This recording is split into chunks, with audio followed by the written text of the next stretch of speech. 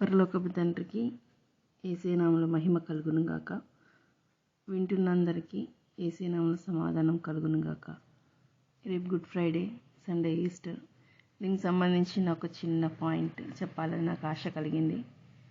అదేంటంటే యూదా, పేతురు ఇద్దరి గురించి నేను చెప్పాలనుకుంటున్నాను.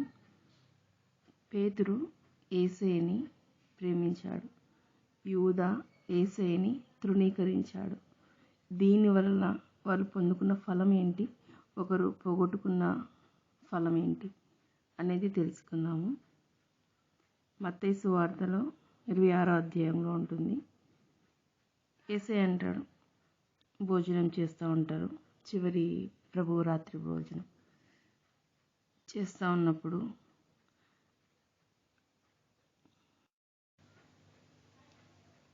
21వ వచనంలో ఉంటుంది, వారు భోజనం చేయుచుండగా ఆయన, మీలో ఒకడు నన్ను అప్పగించడని మీతో నిశ్చయంగా చెప్పుచున్నాను అన్నప్పుడు అక్కడున్న వాళ్ళంతా చాలా దుఃఖపడి, ప్రభువా నేనా అని అడుగుతారు. 25వ వచనంలోకి వచ్చేసరికి యూదా, బోధకుడా నేనా అని అడుగుతాడు. అప్పుడు యేసయ్య ఇవన్నట్టే అంటాడు. అప్పుడు ప్రభువుకి బోధకుడికి తేడా ఏంటి? వాళ్ళంతా ప్రభువా అని పిలిచారు, యూదా బోధకుడు అన్నారు. ఇంకో సందర్భం కూడా మీకు చూపించి నేను అసలు విషయం చెప్తాను.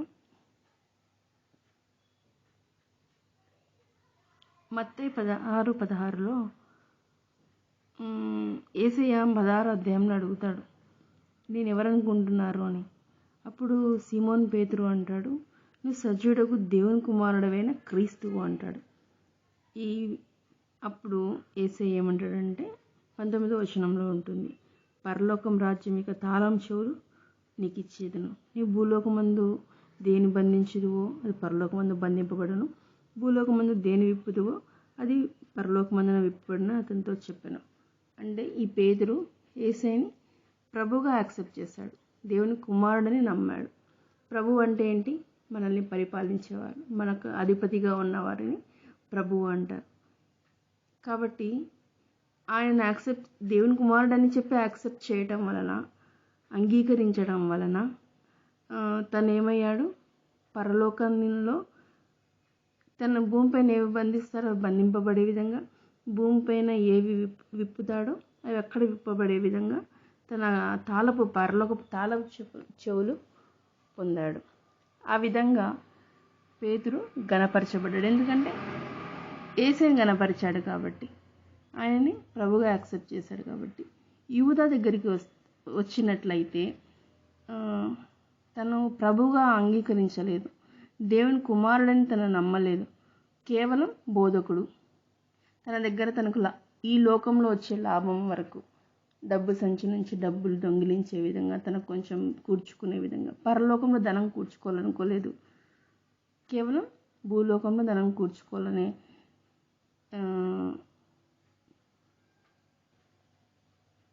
దురాశతో ఉన్నాడు.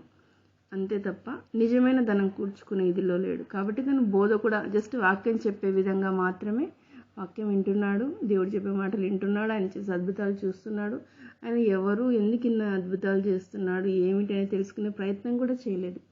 కనీసం ఆయన దేవుని కుమారుడు అనేది కూడా తను గ్రహించలేదు. గ్రహించినట్లయితే తను యేసయ్యని అప్పగించేవాడు కాదు.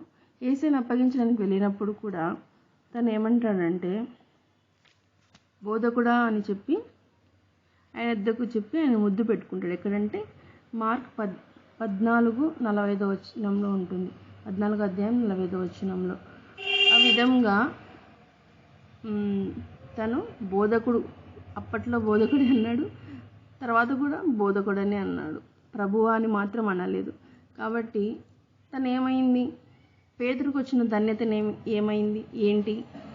పేతురికి పరలోకంలో కూడా స్థానం కలిగింది, ఇంకా అత్యధికమైన ధన్యత కూడా కలిగింది.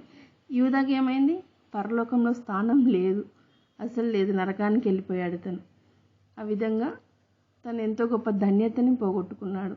కాబట్టి మనం కూడా యేసయ్యని బోధకుడుగా జస్ట్ వాక్యం వింటూ, అది వింటూ ఈ చెవులో వదిలేస్తూ ఆ విధంగానే ఉంటున్నామా, లేదా మన జీవితానికి ప్రభువుగా, మన సొంత రక్షకుడుగా, దేవుని కుమారుడుగా నమ్మి అంగీకరిస్తున్నామా లేదా అనే దాన్ని బట్టి ఈ లోకంలో ఆశీర్వాదమైన, పరలోకంలో ప్రవేశమైన మనం కలిగి ఉంటామన్నమాట.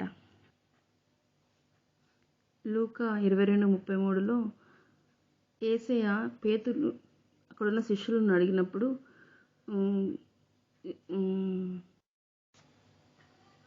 లూకా 22:32-33లో ఉంటుంది. యేసయ్య చెప్తాడనమాట, నీ నమ్మిక తప్పిపోకుండా నీ కొరకు వేడుకున్నాను. నీ మనసు తిరిగిన తర్వాత నీ సహోదరులను, అంటే తక్కిన శిష్యులను స్థిరపరచు అని చెప్తాడు.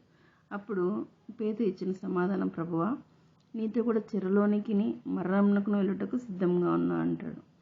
యూదా ఏం చేస్తాడు? ఆయనను మరణానికి అప్పగిస్తాడు. కాబట్టి మనము ఆయన్ని ప్రభువుగాను అంగీకరించే స్థితిలో ఉండాలి.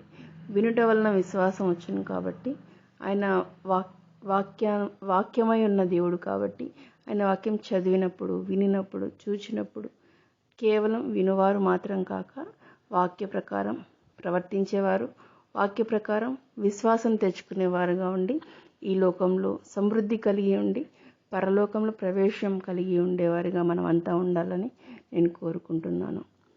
పరలోకపు తండ్రి, యేసయ్య నామములో ప్రార్థిస్తూ ఉంటున్నాను. ఈ వాక్యం వింటున్న వారికి అందరికీ కూడా తండ్రి, పేతురు వంటి విశ్వాసం, ప్రేమ నీ పట్ల కలగాలని నేను కోరుకుంటూ ఉన్నాను. అందరినీ ఆశీర్వదించండి. పరలోక రాజ్య వారసత్వానికి తగినట్లు అందరూ జీవించుటకు కృపను దయచేయమని ఈ ప్రార్థన అంతటిని యేసు నామములో ప్రార్థిస్తున్నాను పరలోకపు తండ్రి. ఆమేన్. తండ్రి అయిన దేవుని ప్రేమ, యేసయ్య కృప, పరిశుద్ధాత్మని సహవాసం సదాకాలం మనకందరికీ తోడై ఉండును గాక. ఆమేన్.